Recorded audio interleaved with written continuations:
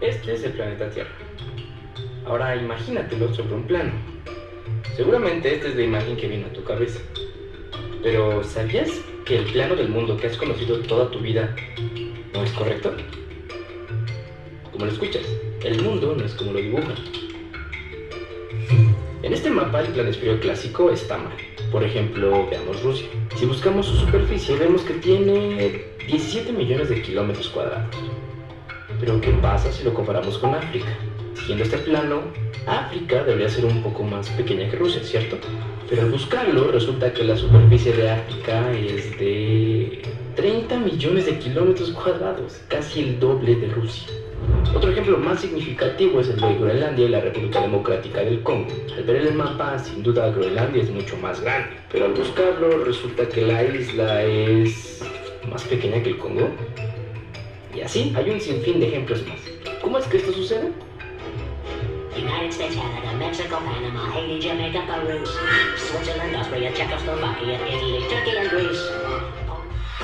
Recordemos que la Tierra tiene una forma esférica, aunque en realidad se parece más a un elipsoide. Entonces, esta superficie no puede ser representada en un plano sin presentar algunas distorsiones. Esto fue matemáticamente probado por este señor hace ya bastantes años. Las proyecciones cartográficas lo que hacen es proyectar la redondez de la Tierra a figuras geométricas como el cilindro, como el cono, para mostrar la representación cartográfica en dos dimensiones. El mapa que hasta el día de hoy usamos es la proyección de Mercator, inventado por Gerard Mercator, que data del año de 1569 y es popular por varias razones. Primero, conserva la forma de los países. Veamos por ejemplo México, que luce de la misma manera a como se muestra en el globo. Pero el propósito original de la proyección era para la navegación. Los marineros de aquellos años tenían dos grandes temores. Uno, el mal clima, y dos, perderse. Así que este mapa traza un curso fácil de seguir, lo que es algo bastante importante cuando tratas de navegar el océano usando solo un compás. La Mercator sí tiene sus cualidades geométricas para la navegación, porque la ruta que llevan los barcos, en vez de ser una curva, lo que hacen estas proyecciones es tener una línea recta que los barcos pueden seguir a todo tiempo, ¿no? Sin embargo, esto trajo algunos problemas, ya que los países que se encuentran más pegados a los polos sufren una mayor distorsión al estar ensanchados para formar un rectángulo, mientras que los países más cercanos a la línea del Ecuador son los que menos distorsión tienen. De hecho, hay varias proyecciones más modernas que el de Mercator, y que consiguen reducir más la distorsión, como el de Winkel Triple, o el reciente AltaGraph, que teóricamente es el más exacto que se ha hecho. Entonces, ¿por qué seguimos usando este mapa si es viejo, impreciso y hay alternativas más modernas y más exactas? Porque los ejes del poder siguen en el mismo lugar, creo yo, ¿no? Ella es Anester Ceseña, coordinadora del Observatorio Latinoamericano de Geopolítica. O sea, vamos a seguir usando ese mapa mientras esos ejes no sean cuestionados o mientras el propio poder no se modifique. Si pusiéramos un montón de puntos del mismo tamaño en el globo terráqueo y después lo proyectáramos en el mapa de Mercator, nos daría este resultado. Una crítica moderna sugiere que hay una constante en donde los países que salen más beneficiados de esta distorsión son las grandes potencias mundiales, que parecen mucho más grandes de lo que en realidad son, mientras que países que se ven más pequeños justamente son los más pobres. En esos tiempos, la proyección de Gary Peters se presentó como el único trazo en contra del eurocéntrico mapa, empoderando a aquellas naciones del mundo que él sentía habían sufrido una discriminación cartográfica histórica. Miren el tamaño de Groenlandia comparado con México. El tamaño ahora es más proporcional que el de Mercator, pero se puede notar que ahora la forma de los países es algo alargada. Pero, ¿esto realmente afecta nuestra manera de ver el mundo?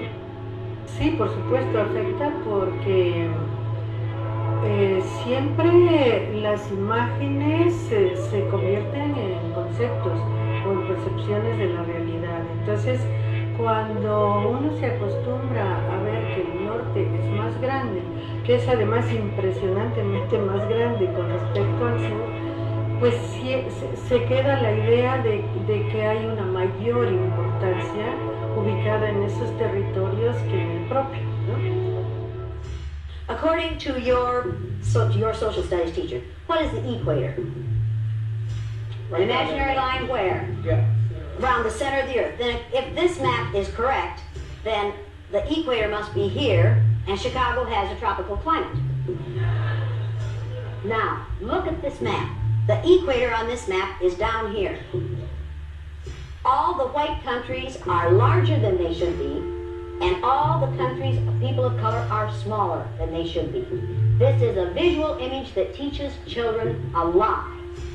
Isn't this the map that you use K through 16 in the United States of America? En 1996, Thomas Saarinen, geógrafo canadiense, hizo una investigación analizando 3.863 bosquejos de mapas hechos por estudiantes de 49 países diferentes, encontrando que existe una tendencia natural de las personas a posicionarse cerca del centro. Esta representación del mundo a partir de uno mismo sí es algo muy importante. Yo creo que culturas colonizadas, avasalladas, les cuesta más trabajo hacer una representación del mundo a partir de sí mismas, porque han quedado de por sí ya un poco estigmatizadas, dañadas, colonizadas, ¿no? Entonces así luce un mapa en Estados Unidos, así luce uno en Japón y así uno en Australia. Este último es muy interesante.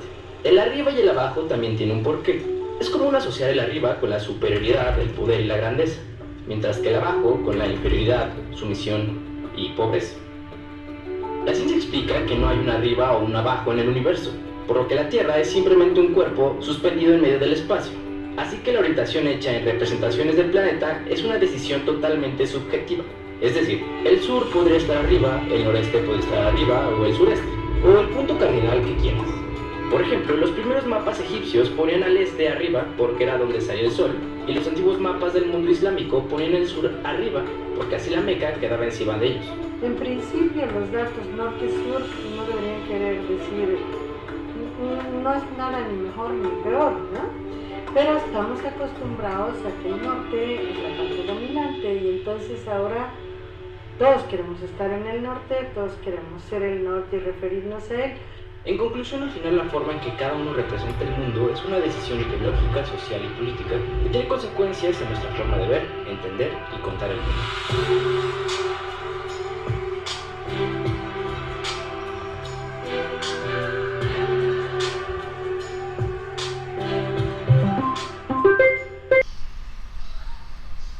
Muy buenas, queridos alumnos, bienvenidos a esta escuela bíblica donde veremos la cosmovisión del reino de Dios.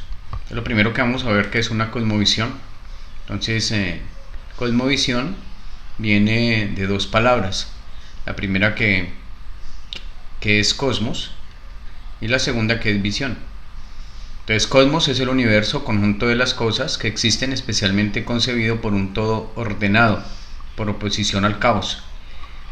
Entonces, una cosa es el caos, que es el desorden, y otra cosa es el cosmos. El cosmos es ordenado.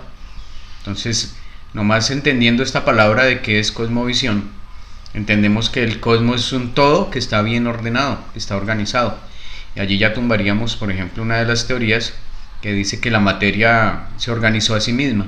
Cuando nosotros cogemos, por ejemplo, un vaso y lo dejamos caer, él se rompe y jamás vuelve a ser un vaso. Todo tiende más bien a la entropía o al caos en el universo. O sea, la materia por sí misma siempre tiende a desordenarse, jamás a ordenarse. Entonces de aquí nace que el cosmos tuvo que haber sido ordenado por alguien y que cuando empezó a ser creado estaba en la mente de alguien y alguien tuvo esa visión de crear el cosmos. Entonces el cosmos es la organización de toda la materia, viendo el cosmos como algo material. Pero si vamos más allá, a la palabra nos dice que es un conjunto de cosas que existen, o sea que todo lo que existe, e incluso el universo espiritual, todo lo que Dios hizo en el cielo, la creación celestial, los ángeles, arcángeles, querubines y serafines también comprenden o son parte de ese cosmos. ¿Qué es visión? Es la percepción de las realidades a través de la vista.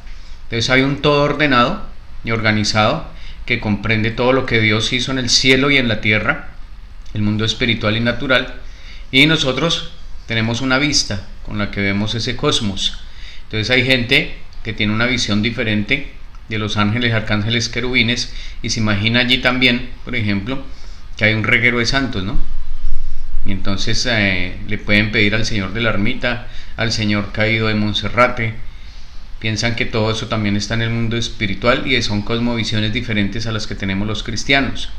Hay otras personas que creen en las brujas, que creen en los hechiceros, que creen en los espíritus.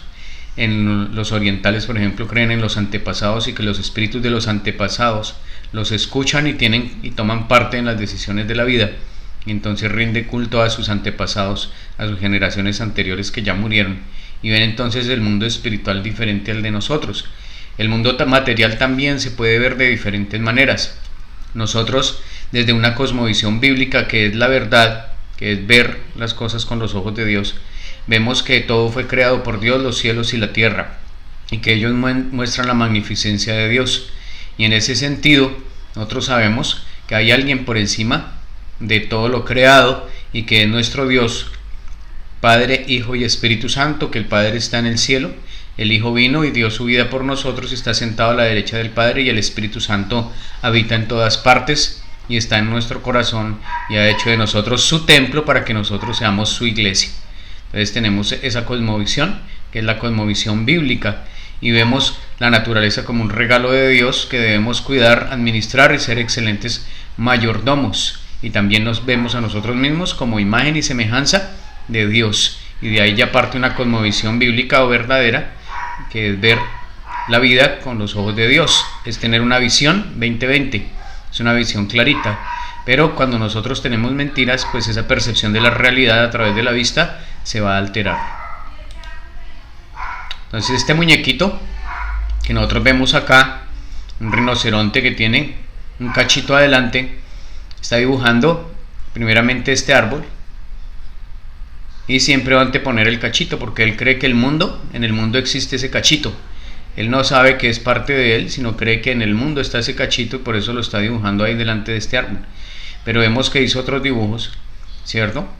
Y en esos dibujos también siempre ha puesto ese cachito. O sea, la cosmovisión que tiene él, está viendo el mundo es a través de ese cachito, es a través de esa mentira que él tiene, y esa mentira está en él, pero él cree que está en todo el mundo, y morirá creyendo que en el mundo hay un cuerno, que en el mundo hay un cachito, y no se entera de que el cachito lo tiene es él. Así nosotros mismos tenemos a veces mentiras en nuestra mente y tenemos una cosmovisión con cosas que nos mienten y nos dan ideas falsas de lo que vemos. Entonces la definición de ese cachito en el libro que estamos leyendo de cosmovisión se llama un supuesto, y así es, son puntos de vista dados o sentados, creemos que es verdad sin ser críticos, sin entrar a examinarnos a nosotros mismos. Generalmente nosotros mismos no examinamos nuestra propia cosmovisión. Es una cosmovisión que se ha formado a través de los años desde que nacimos, por las experiencias que hemos tenido con papá, con mamá, con los abuelos, con las personas que nos hayan criado, con la religión que hemos recibido y los conceptos que nos han dado desde pequeños, principios, valores o al contrario, antivalores que se nos han formado y quedamos sentados como verdad y vemos el mundo entonces a través de todo eso que hemos recibido en nuestra vida. Entonces un ejemplo de esos supuestos o de esos cuernitos que se escuchan mucho en las sociedades, los descuajados. Entonces yo como médico he escuchado eso bastante, que el descuajado y que hay que sobarlo para que le pase la diarrea. Resulta que los descuajados no existen porque los seres humanos no tenemos cuajo. Entonces es imposible que uno se le caiga algo que no tiene. Las que tienen cuajo son las vacas porque tienen 4 estómagos y uno de esos estómagos es el cuajo. Y para descuajarse una vaca tendría que caer de unos 5 metros y darse un golpe para que el cuajo se le cayera y quedara descuajada. Entonces sería una urgencia veterinaria. Entonces el descuajado no existe entre nosotros. Generalmente a lo que se le llama descuajado, y aquí vendría la verdad, es a una diarrea de origen viral. Las diarreas virales duran entre 4 y 5 días. ¿Qué sucede entonces?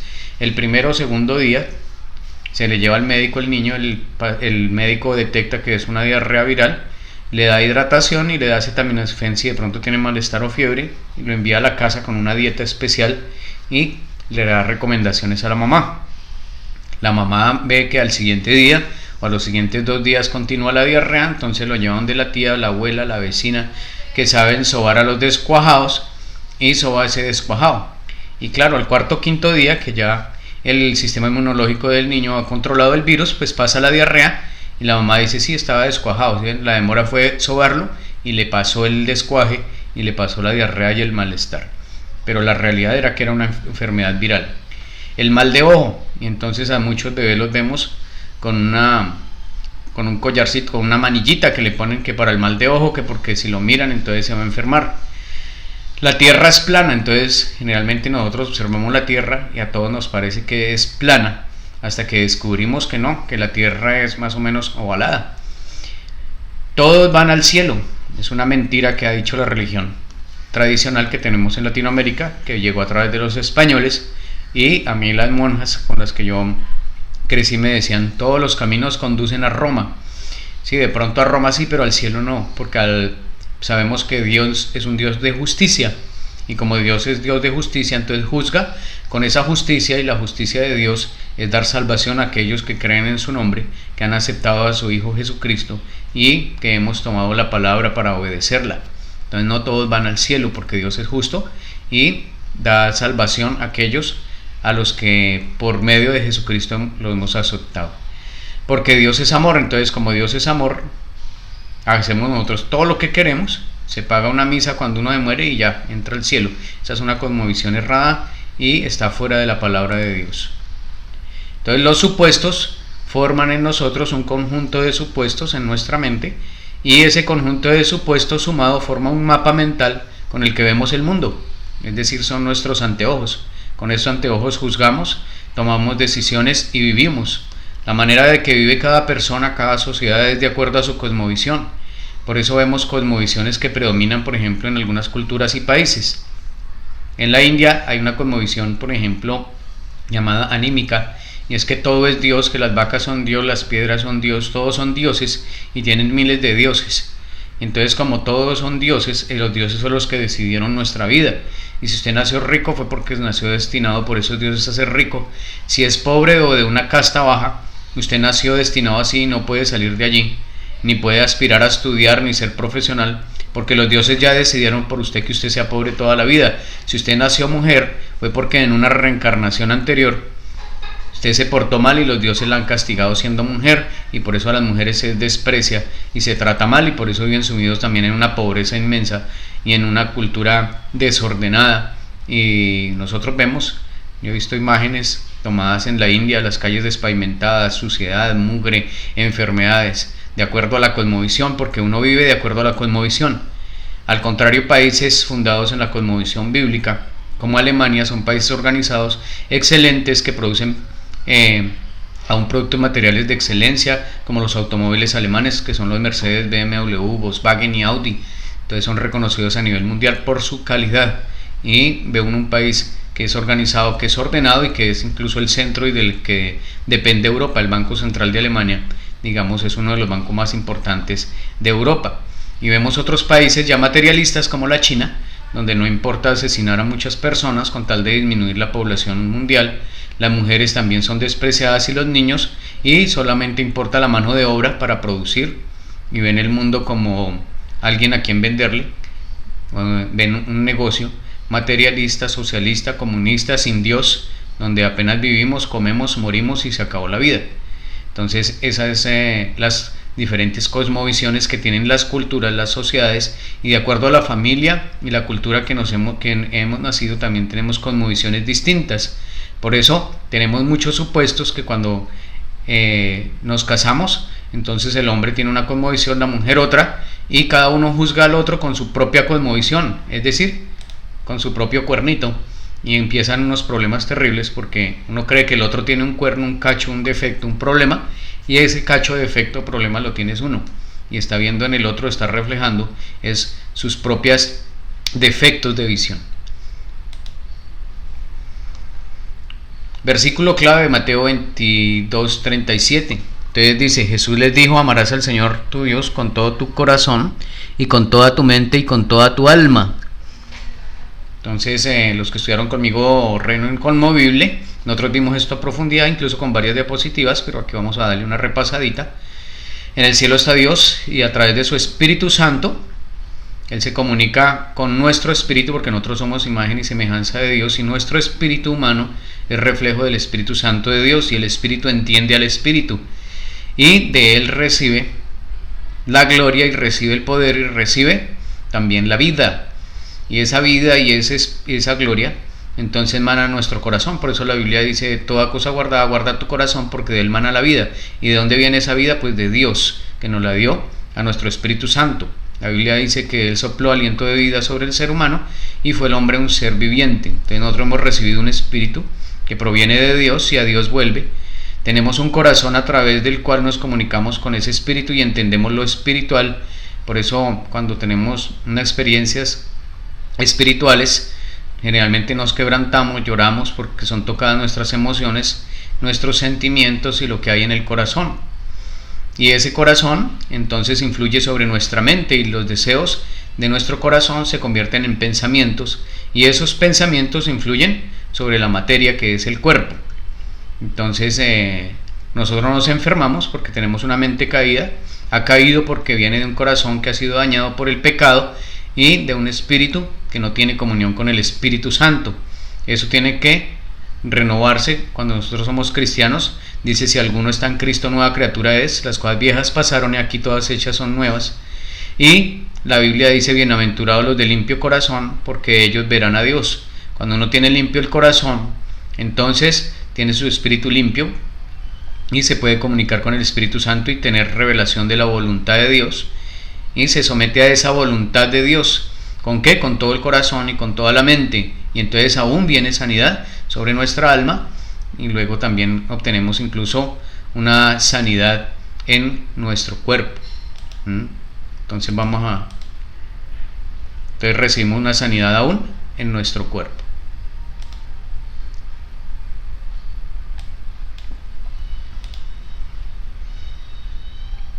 Veíamos esta pantalla. Yo quiero que observemos y que traten de contar los puntos negros que hay en esa pantalla. Entonces 30 segundos para que tratemos de contar los puntos negros que hay en la pantalla.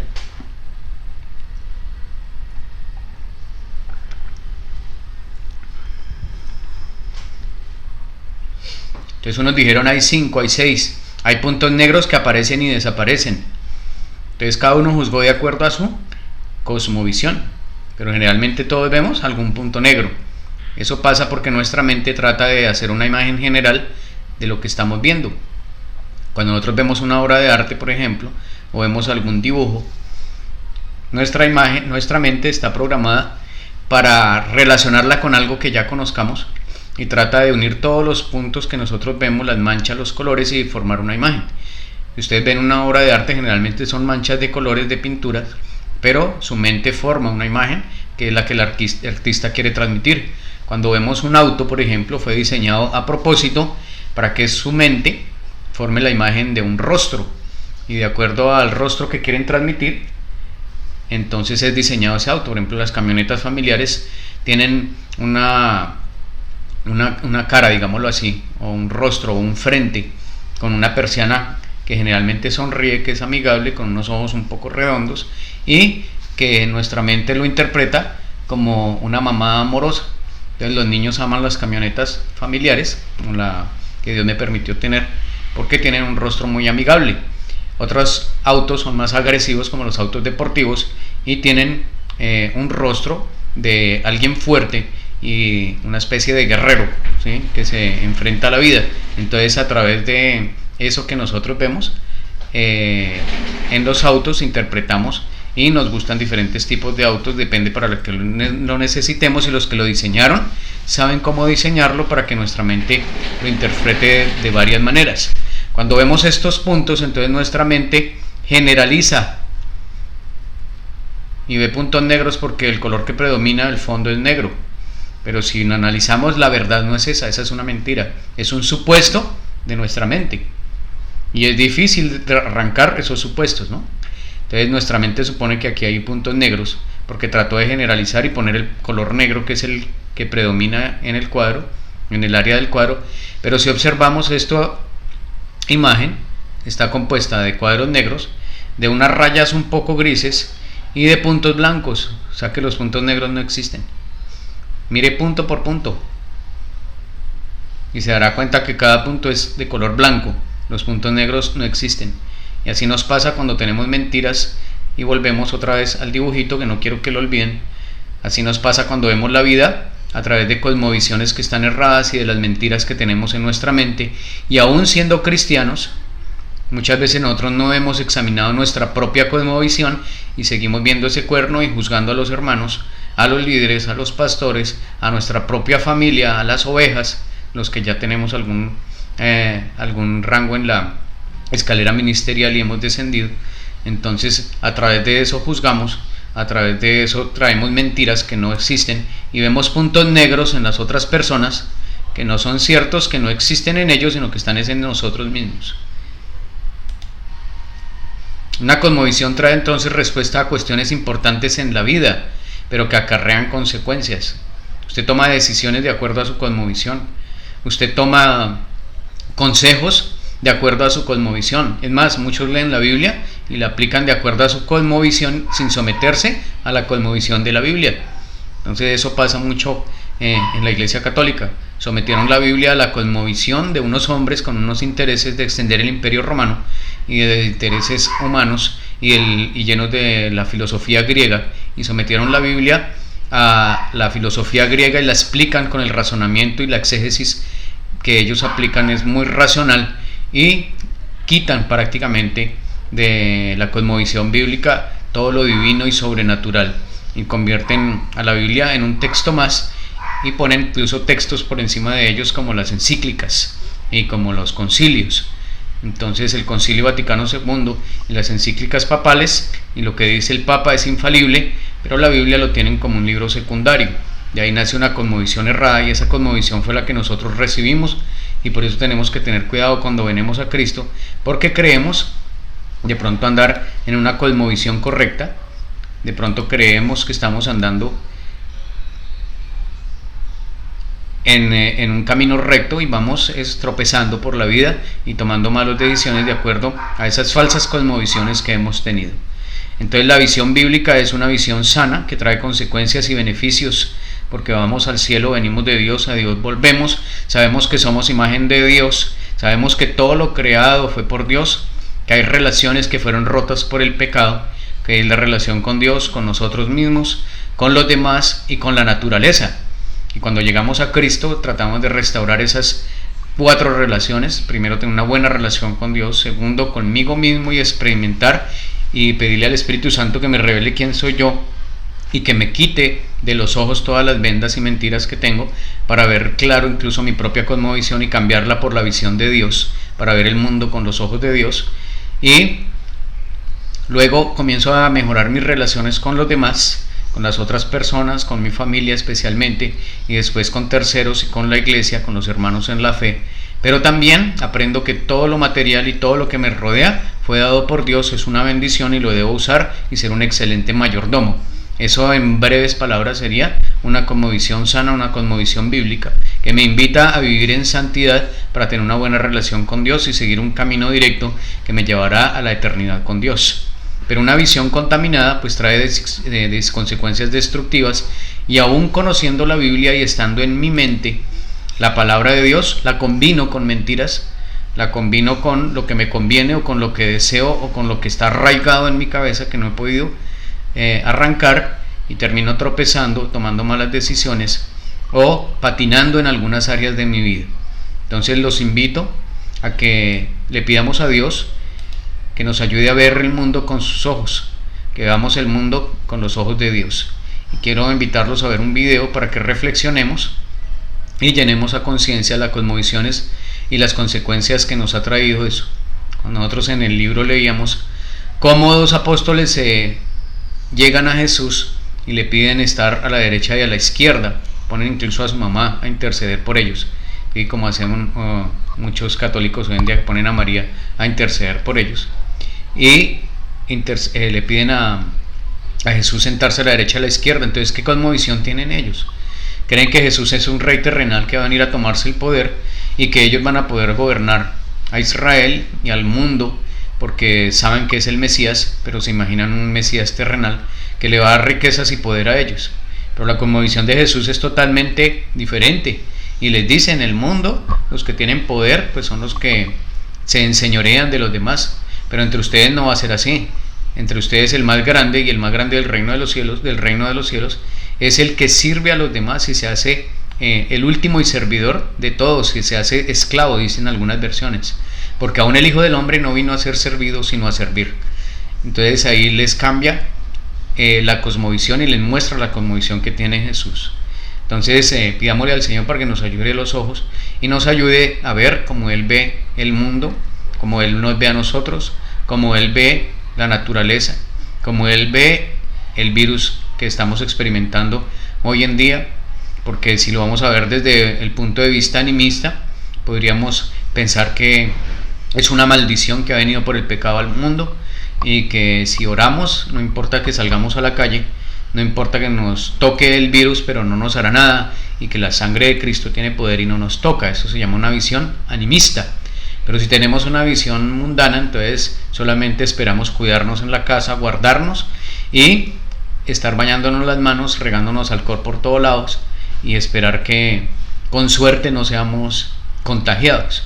Pero si tenemos una cosmovisión bíblica, entonces sabemos que Dios nos protege, que Él nos guarda, que Él nos cuida, que ha venido un juicio de Dios sobre el mundo, pero que es una oportunidad para que las personas abran los ojos y busquen a Dios y se den cuenta que las riquezas, que la tecnología, que todo lo que tenemos no nos sirve a la final para nada si no estamos con Dios, sino que debemos poner nuestros ojos en Él y nuestra confianza, pero también nos cuidaremos y acataremos las órdenes de las autoridades y nos cuidaremos de no tener un contagio. Y sabremos que si somos contagiados, pues Dios nos guardará y nos cuidará de la muerte.